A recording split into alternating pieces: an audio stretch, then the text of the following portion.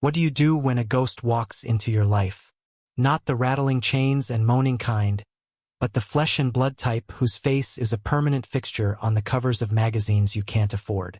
Clara's ghost wore a worn baseball cap and a plain gray jacket, but she knew him instantly. It was the eyes. Even shadowed by the cap's brim, Alistair Vance's eyes held a familiar, haunting intensity. A look of profound loss mixed with the sharp edge of command. He was the titan of tech, the grieving widower, the billionaire whose life was a public tragedy and a financial triumph. And he was sitting in booth 4 of the dusty diner where Clara poured coffee and wiped down sticky tables, trying to keep the ghosts of her own past at bay. He wasn't alone. Flanking him were 2 small, silent children, a boy and a girl, who looked as out of place as he did. They stared at the laminated menus with the same vacant expression. Their shoulders slumped. Their little worlds seemingly collapsed into the space between the salt and pepper shakers. The girl, who couldn't have been more than 6, clutched a stuffed bunny with one ear flopping down, its button eye dangling by a thread. The boy, a few years older, just picked at a loose thread on the vinyl seat. Clara's heart gave a painful tug. She knew that kind of quiet. It was the silence of a house that used to be filled with laughter. She'd lived in that silence for years after her parents were gone.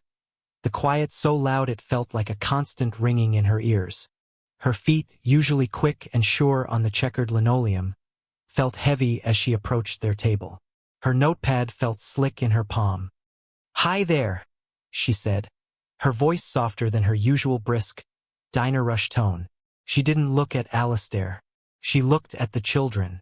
"My name's Clara. Can I get you folks started with something to drink?" The boy Leo just shrugged. The little girl, Lily, buried her face in her bunny's tattered fur. Alistair Vance looked up, and for a second, the full force of his public persona, the power, the grief, the sheer weight of his existence, hit her. His eyes were tired, etched with fine lines of sleeplessness and sorrow. He looked less like a titan and more like a man drowning in slow motion. "We'll have 2 chocolate milks," he said, his voice a low rumble. "And a black coffee for me." "Coming right up," Clara chirped, forcing a brightness she didn't feel. As she turned away, she heard the little girl whisper something to her father. "Daddy, my tummy hurts. It's just nerves, sweet pea," he murmured back. His voice strained with an exhaustion that had nothing to do with business deals. "Just try to eat a little something." When Clara returned with the drinks, she placed them down gently. She noticed Lily had a piece of paper and a single red crayon and was meticulously drawing a small, wobbly circle. Instead of asking for their order, Clara leaned down slightly, bringing herself to the girl's eye level. "Is that the sun?" she asked softly. Lily shook her head, not looking up. "It's a balloon," she whispered. "It's floating away." Clara's breath caught in her throat.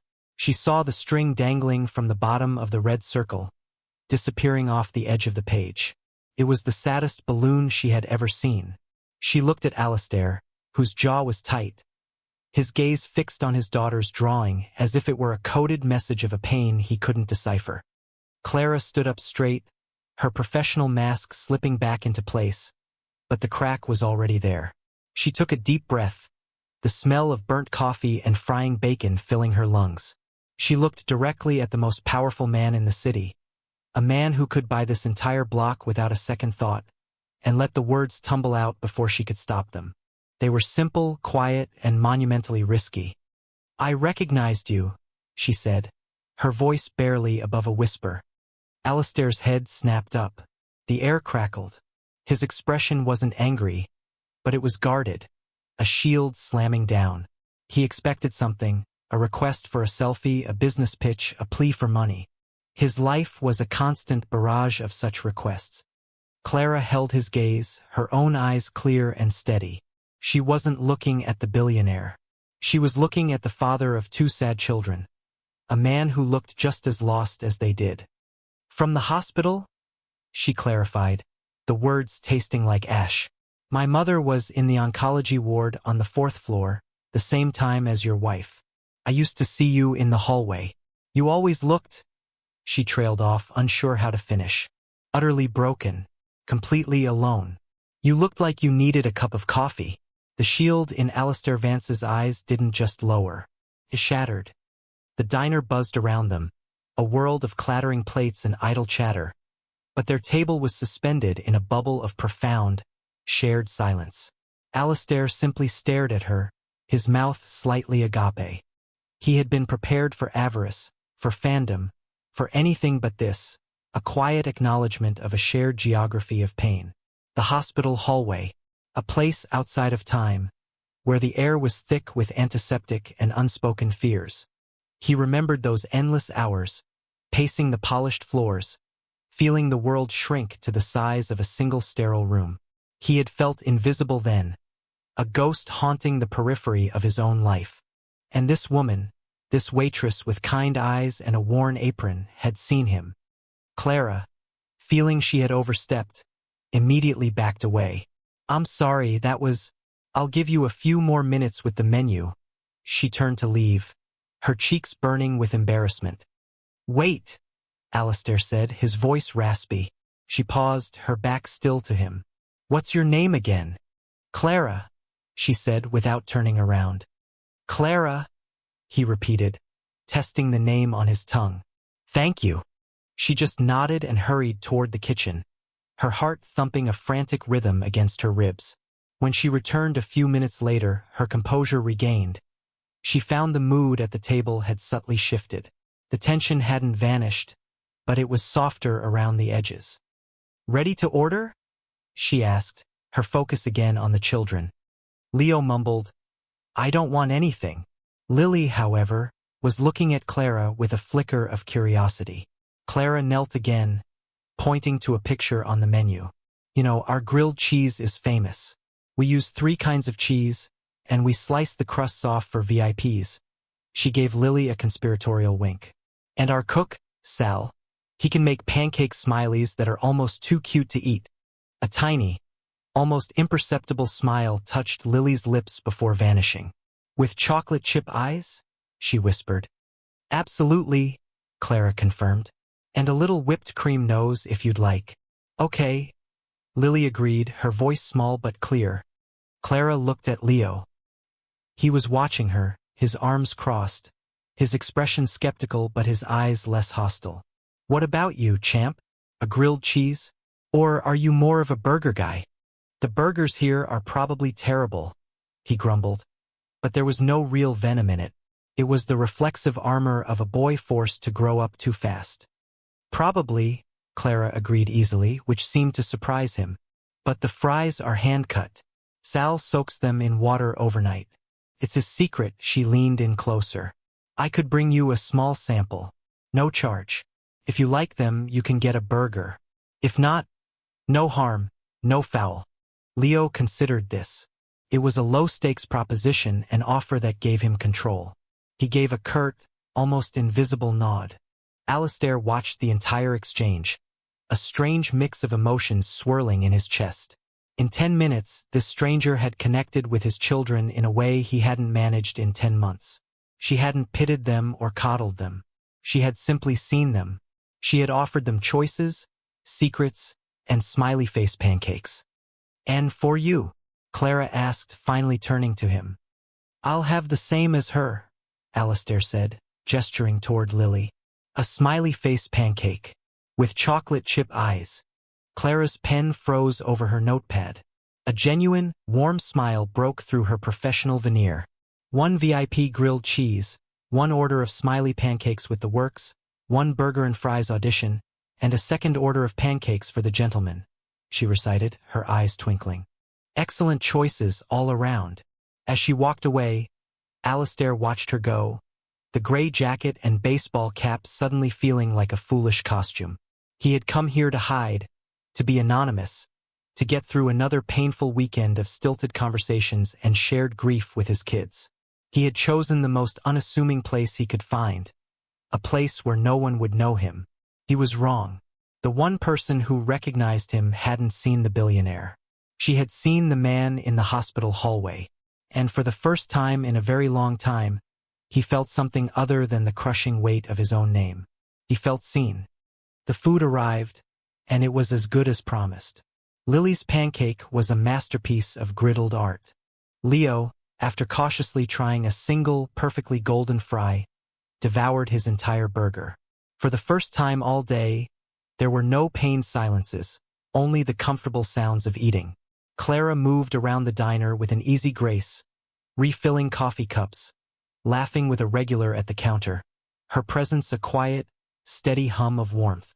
She treated every customer with the same gentle attention, but Alistair noticed she kept a subtle, protective watch over his family's booth. When it was time to leave, Alistair reached for his wallet. His hand met an empty pocket. A flash of panic, cold and sharp, shot through him. He checked his other pockets. Nothing. He distinctly remembered putting it in his jacket. He scanned the booth, the floor, his mind racing. It wasn't just a wallet. It contained everything, his entire identity. He looked up, and his eyes met Clara's from across the room. She was watching him, a neutral expression on her face. A cynical, ugly thought wormed its way into his mind. The kindness, the story about the hospital, was it all a setup? Had she seen her opportunity and taken it? The world he lived in was full of people who saw him as a walking vault. He felt a bitter disappointment wash over him, so sharp it tasted like poison. He had wanted to believe in her sincerity.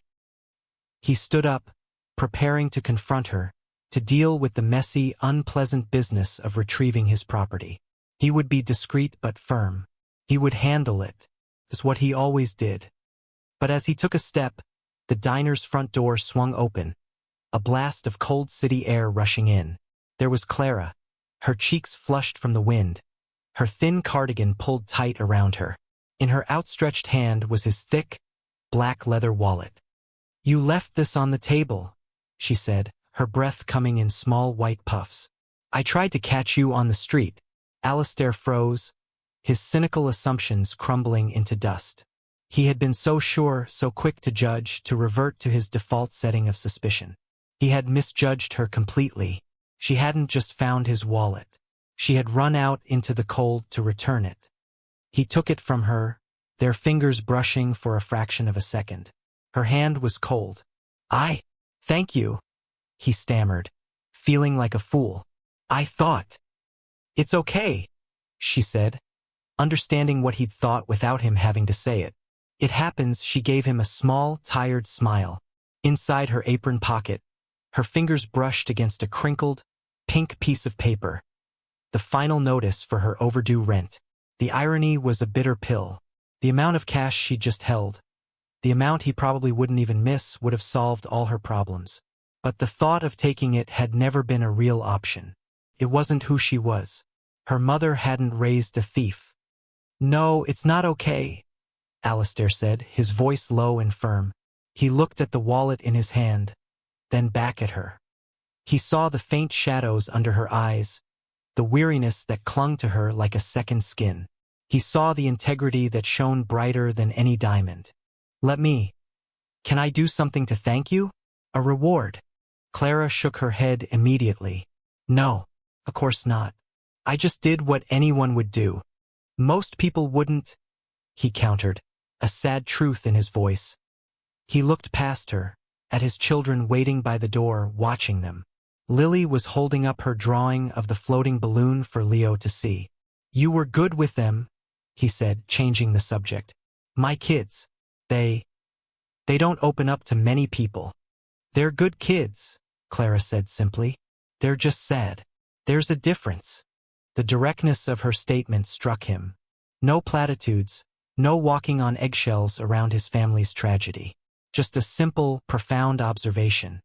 He made a decision then, a wild, impulsive leap that went against every carefully calculated move he usually made. "I have a proposition for you," Alistair said, the words surprising even himself. "It's unconventional, and you have every right to say no. But I have to ask." He paused, gathering his thoughts. "My children's nanny just quit. I need someone, not just a nanny, but someone to be there, to bring some life back into our home. It's temporary, just until I can find a permanent arrangement. The pay would be substantial." Clara stared at him, bewildered. A nanny? Her? She was a waitress with a high school diploma and a mountain of debt. She knew nothing about raising the children of a billionaire in a mansion. The sterile image of his life, all glass and steel and cold minimalism as portrayed in the magazines, was the antithesis of everything she knew. "Mr. Vance, I'm not qualified," she said, shaking her head. "I just serve pancakes." "You're qualified in the only way that matters," he replied, his gaze unwavering. "You're kind. You have integrity. And my daughter smiled today. That's a better resume than any I've seen." He saw the hesitation in her eyes, the fear and the doubt. "Please," he added, the words stripped of all his usual authority, leaving only raw vulnerability. "Just consider it. Come to the house tomorrow. Just to see. If it's not for you, I'll never bother you again." He handed her a business card. On the back, he scribbled a private address in the city's most exclusive neighborhood. Clara looked from the card to his face, then to the two small children who were now huddled together by the door, watching her with wide, hopeful eyes. Her late rent notice felt like a lead weight in her pocket. But it was the look in those children's eyes that made her decision. It was a look she recognized from her own reflection years ago. The desperate hope that someone, anyone, would come and turn the lights back on. The next day, Clara stood before a set of imposing iron gates, the address on the business card clutched in her hand. The house behind them wasn't a house. It was a monument, a stark, modern structure of glass, concrete, and dark wood. It looked less like a home and more like a corporate headquarters for a very serious company. It was beautiful, but in a cold, untouchable way, like a sculpture in a museum. There were no messy flower pots, no welcome mat, no signs of the chaotic, vibrant life that children usually bring. Taking a deep breath, she pressed the button on the intercom. A disembodied voice instructed her to enter, and the heavy gates swung inward with a silent, formidable grace. The walk up the long, slate-paved driveway felt like a journey to another planet. Her worn-out coat and scuffed boots felt glaringly out of place in this world of manicured perfection. Alistair opened the door himself. He wasn't wearing a suit, but a simple black sweater and dark jeans. He looked tired, but the desperate edge from the diner was gone, replaced by a nervous anticipation. "Clara, thank you for coming," he said, stepping aside to let her in. The inside was even more intimidating than the outside. A cavernous, two-story foyer with a floating staircase and a massive, abstract painting that probably cost more than her entire apartment building. The air was still and smelled faintly of lemon-scented cleaner. There was no clutter, no sound, no life. It was the silence she remembered from her own empty house, amplified by 1,000. "It's a very clean," Clara said, the first thing that came to her mind. Alistair let out a short, humorless laugh. "It's sterile. That's what it is. My wife, Elena, she was the one who made it a home. She filled it with music and art projects and the smell of whatever she was baking.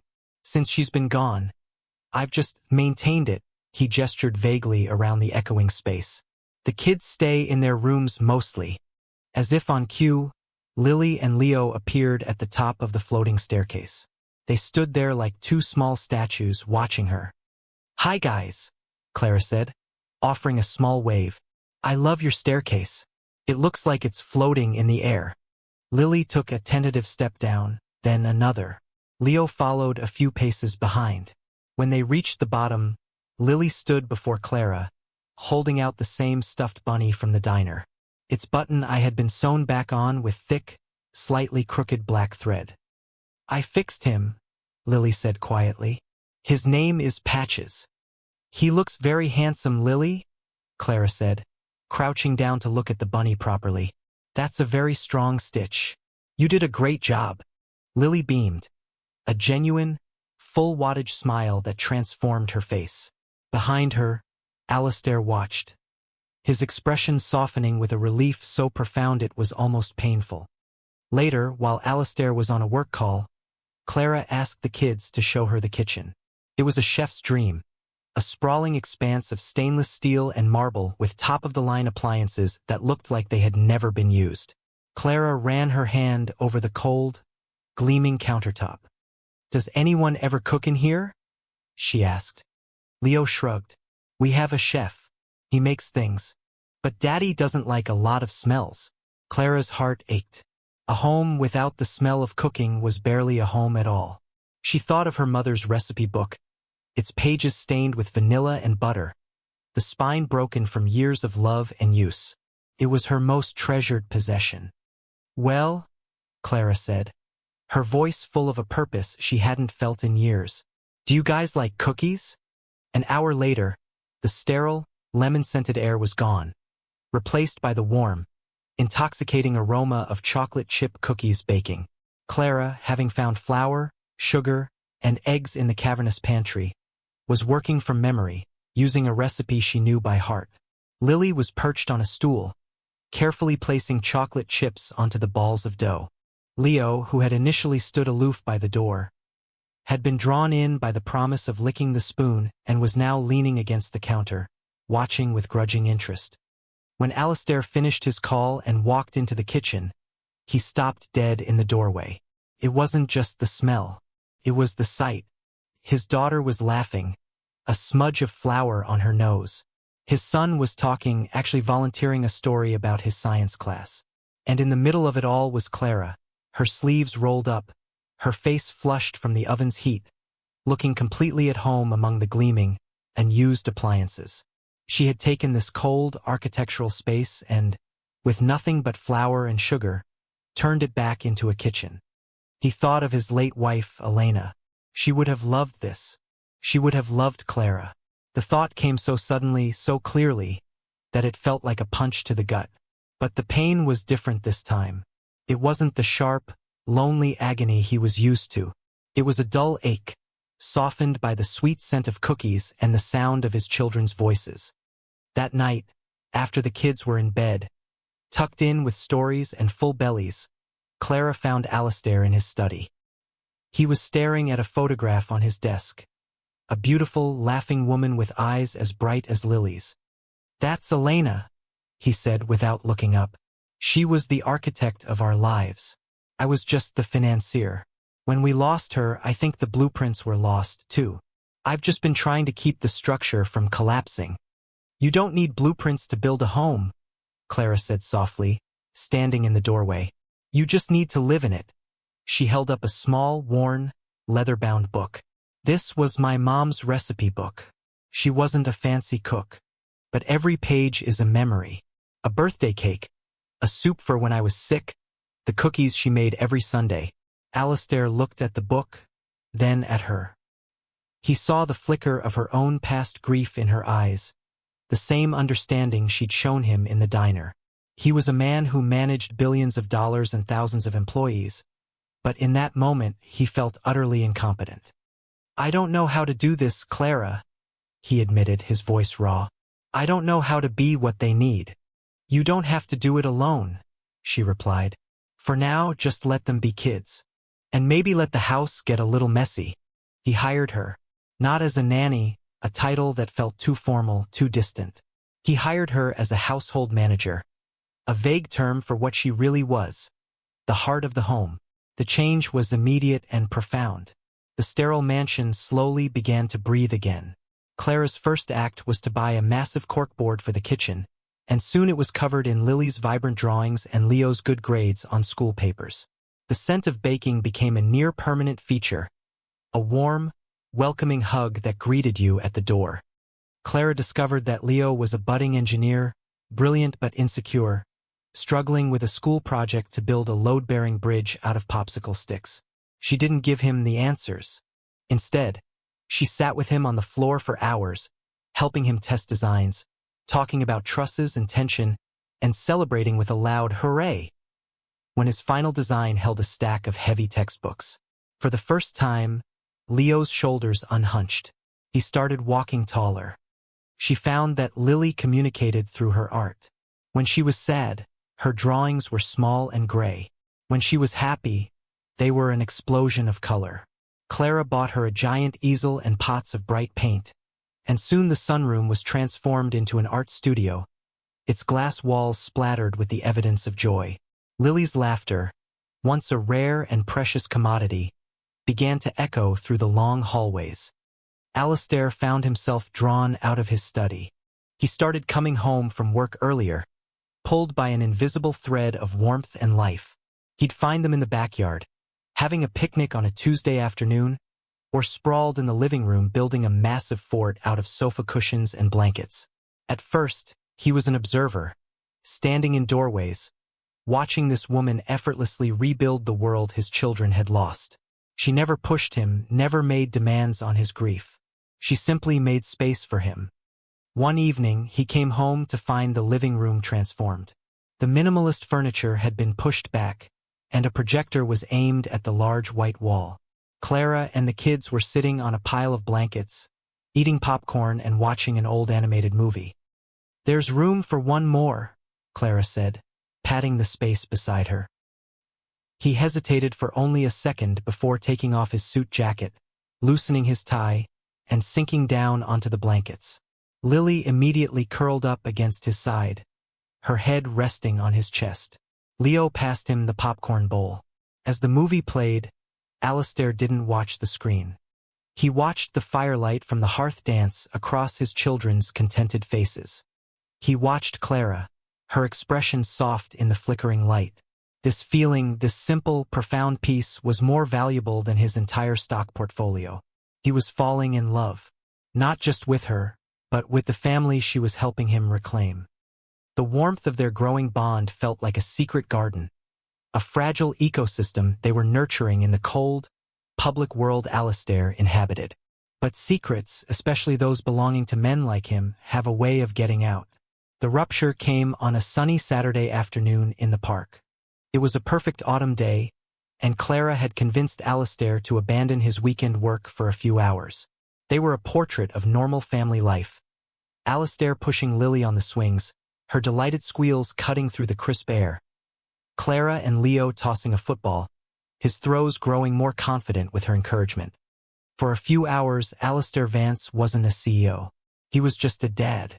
He was laughing, a real unburdened laugh, as he tried to catch the football and stumbled, landing in a pile of leaves. Clara and the kids had dogpiled on him, their giggles infectious.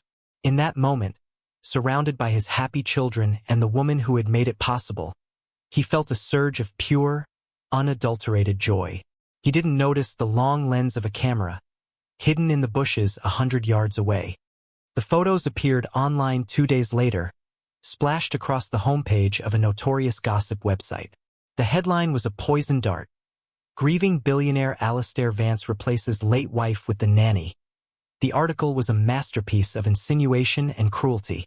It painted Clara as a calculating gold digger, an opportunist who had preyed on a vulnerable, wealthy widower. It juxtaposed a picture of her laughing in the park with a solemn, black and white photo of Elena from a charity gala. It was a narrative designed for maximum outrage, and it worked. Alistair's phone began to ring off the hook. First, it was his PR team in full-blown crisis mode. Then came the call that mattered most, from Marcus Thorne, the chairman of his company's board and a man who had been his father's oldest friend. "Alistair, what is this?" Marcus's voice was cold, devoid of its usual warmth. "You know the position you're in. The company's stock is intrinsically tied to your public image. The story of the devoted widower, the brilliant mind channeling his grief into innovation. That's our brand. This is a mess. It looks unseemly." "She's a good person, Marcus," Alistair said, his hand tightening on the phone. "She's been wonderful for my children."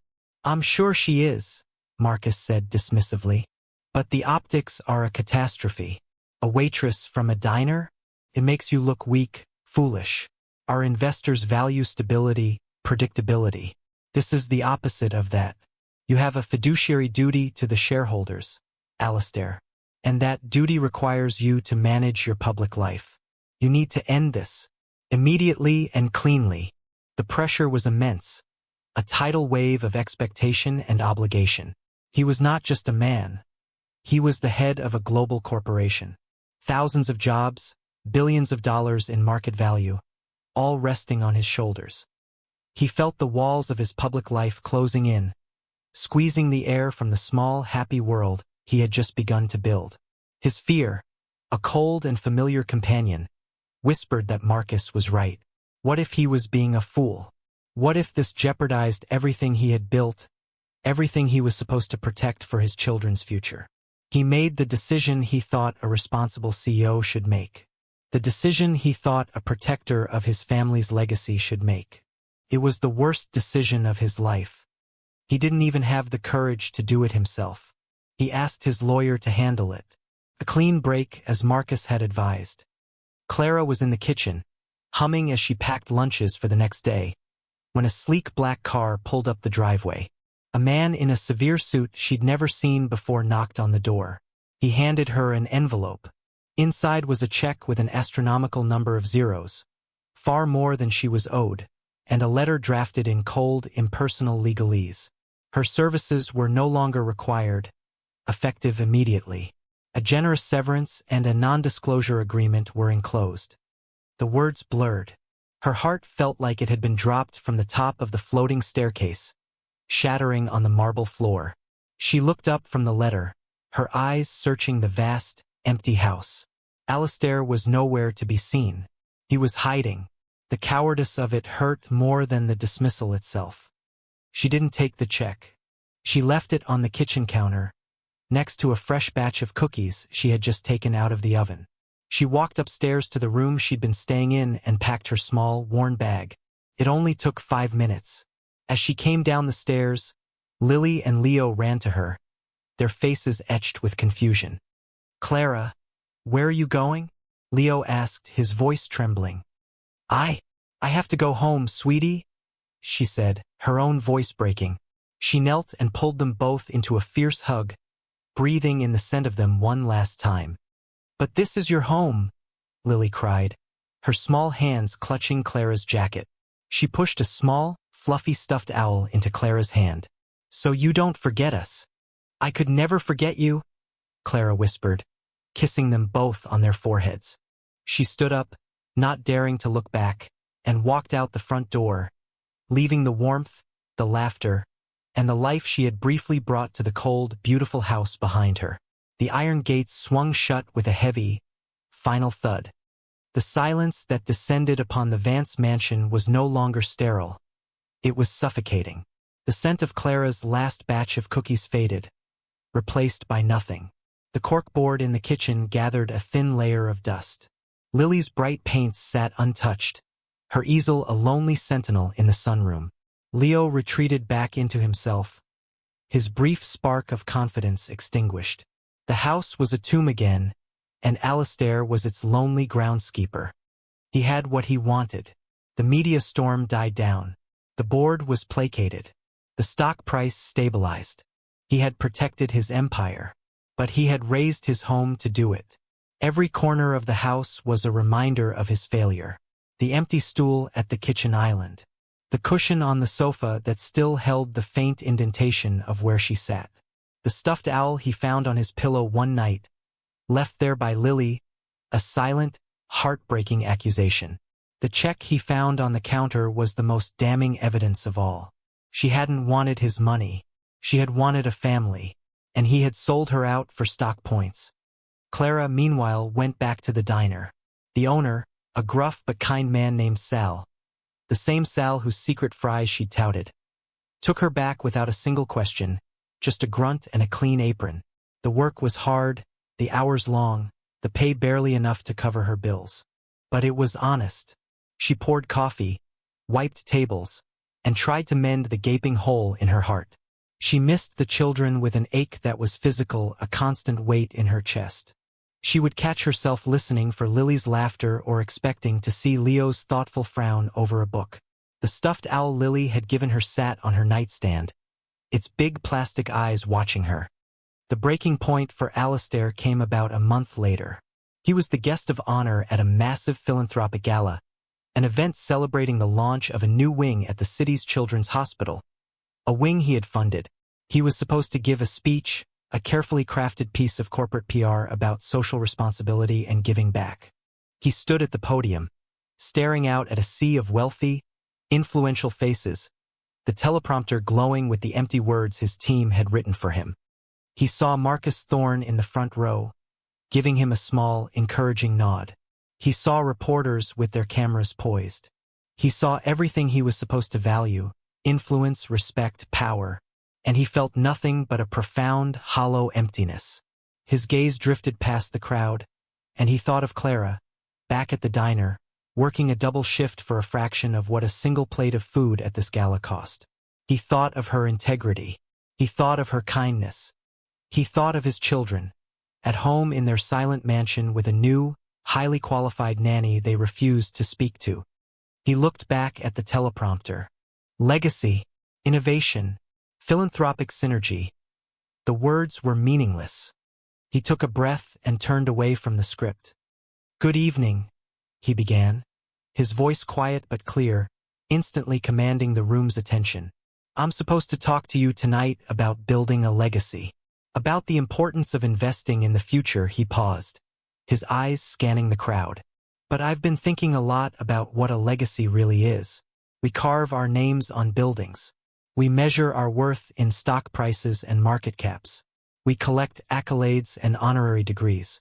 But what does any of it mean if your own house is silent?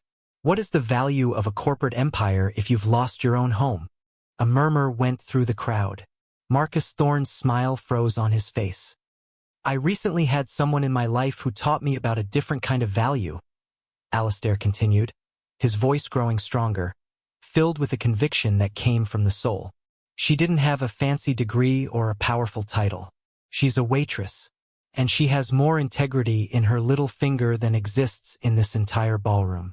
She taught me that a home isn't built with concrete and glass, but with warmth and laughter and the smell of cookies baking in the oven. She showed my children how to smile again. She reminded me how to be a father." He wasn't looking at the crowd anymore. He was speaking to an audience of one wherever she was. "And I, in a moment of profound cowardice, listened to the voices that told me to worry about optics and shareholder value. I listened to the fear that tells us to protect what we have instead of fighting for what we love. I traded something priceless for something worthless." He looked directly at Marcus. "And I was wrong. My company's value is nothing compared to the value of a person who shows my children what a family feels like. A true legacy isn't what you build. It's who you love. And protecting that love, standing up for it against all pressure, that is the only job that truly matters." He stepped back from the podium, leaving a stunned, silent room in his wake. He didn't wait for the applause or the criticism. He walked off the stage, past his shocked PR team, and straight out the door. He had a family to win back. The bell above the diner door jingled, announcing a new customer. Clara looked up from the coffee pot she was cleaning, and her breath hitched. It was Alistair, not the billionaire in a suit, but the man from that first day, looking uncertain and impossibly vulnerable. Behind him, peeking out from behind his legs, were Lily and Leo. Before anyone could say a word, Lily broke free. She ran, her little legs pumping, and launched herself into Clara's arms. Clara dropped to her knees instinctively, wrapping her arms around the small, trembling body. Lily buried her face in Clara's neck, her familiar scent of crayons and sunshine filling Clara's senses. "We missed you," Lily sobbed into her shoulder.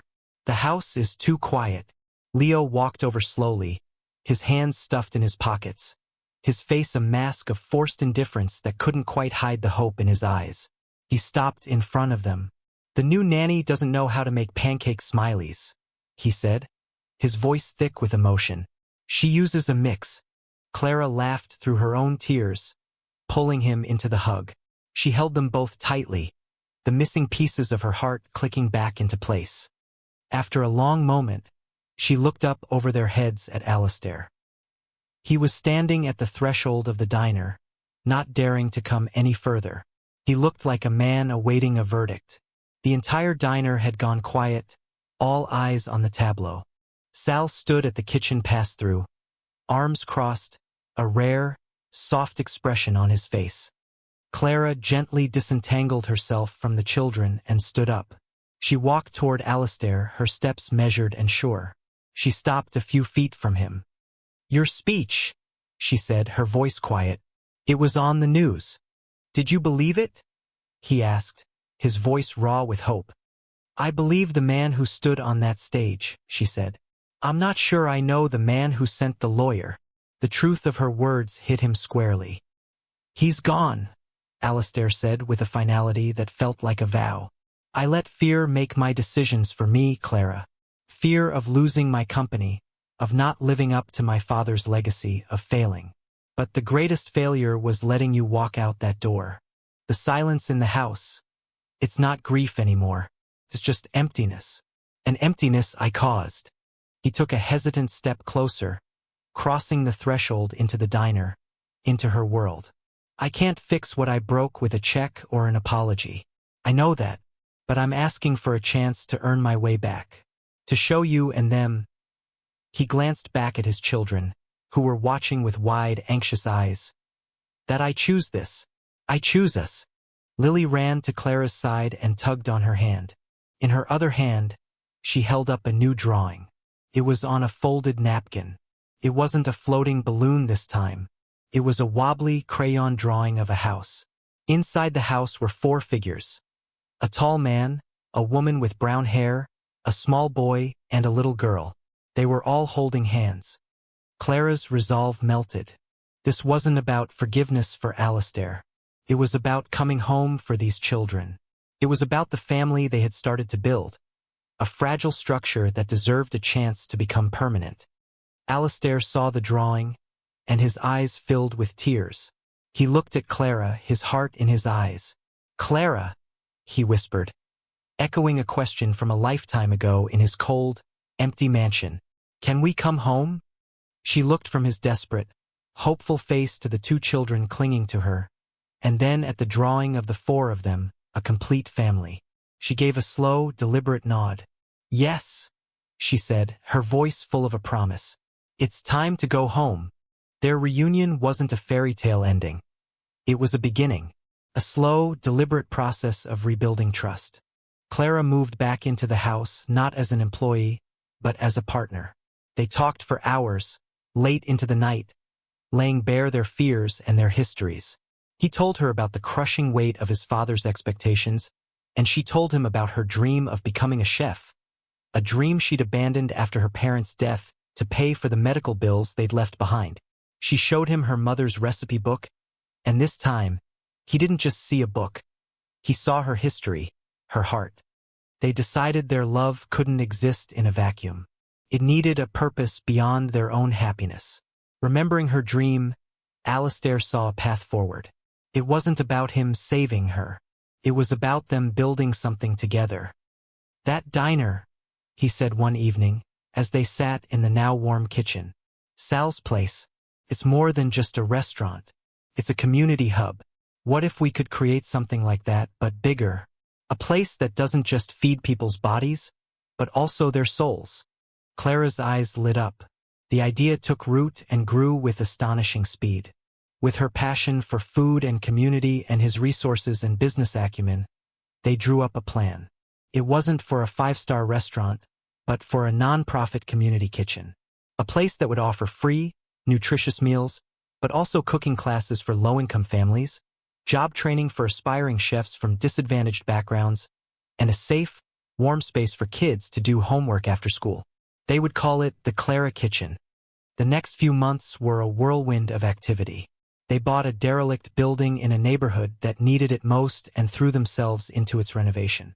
Alistair was there not as a CEO directing from on high, but as a man in jeans and a tool belt, tearing down drywall alongside the construction crew. Clara was the heart of the project, designing the kitchen, planning the menus, and meeting with community leaders. Leo, using the skills he'd learned with his popsicle stick bridge, helped design the layout for the study hall. Lily, now a prolific artist, was put in charge of painting a giant, colorful mural on the main wall. It was hard work, but it was joyful. They were a team, a family, building something tangible and good. The press, once so eager to tear them down, was now captivated by this new story. The billionaire and the waitress narrative was replaced by something more authentic. The story of two people using their different strengths to make a difference. Alistair's board, seeing the positive press and his renewed sense of purpose, quietly fell in line. They had underestimated the power of a genuine story. The day the Clara kitchen opened was bright and chaotic. The space was filled with the sounds of laughter and the incredible smell of Clara's signature chili. Volunteers served food, kids ran around, and local residents filled the tables, their faces full of gratitude. Alistair stood by the door, watching Clara move through the room. She was in her element, her face glowing with a joy and confidence that was breathtaking. She wasn't his nanny or his household manager. She was his partner, his equal, the architect of this beautiful, vibrant place. Later that evening, long after the last guest had left and the volunteers had gone home, the four of them were alone in the quiet kitchen. The mural Lily had painted glowed under the soft lights. It depicted a giant tree, its roots firmly planted in the ground, its branches reaching for the sky. Tucked among the leaves were pictures of all kinds of families sharing meals. Clara was wiping down a stainless steel counter, a contented sigh escaping her lips. "I can't believe we did it," she said softly. Alistair came up behind her, wrapping his arms around her waist and resting his chin on her shoulder. "You did it," he said. "You had the dream. I just provided some of the tools." Leo and Lily were sitting at a nearby table, finishing a school project together. The scene was so perfectly, beautifully normal. It was everything he had ever wanted and never knew how to achieve. He reached into his pocket. There was no velvet box, no ostentatious diamond. He pulled out a simple, thin gold band. He had bought it weeks ago, carrying it with him, waiting for a moment that felt not grand, but real. This was it. He gently turned her around to face him. He didn't get down on one knee. He just looked into her eyes, his own full of a deep, steady love. "The contracts I sign at work are complicated," he began, his voice a low, steady murmur. "They have clauses and subclauses, stipulations and exit strategies. They're about protecting assets." He held up the simple gold band. "This is different. This is the simplest contract in the world. It has only one clause. Always. No exit strategy." He took her left hand in his. "Clara, you taught me what it means to come home. You are my home." He slipped the ring onto her finger. "Fit perfectly. Will you be my family, officially?" Tears streamed down Clara's face, but she was smiling, a radiant, beautiful smile. She looked past him at Leo and Lily, who were watching, their own faces beaming. Then she looked back at the man holding her hand, the man who had walked out of the pages of a magazine and into her heart. "Yes," she whispered, her voice thick with emotion. "Always. True wealth is not found in a bank account or a stock portfolio. It's found in the quiet moments of a life shared, in the warmth of a kitchen filled with love, and in the courage to choose family above all else." Do you believe that one person's kindness can rewrite another's entire story?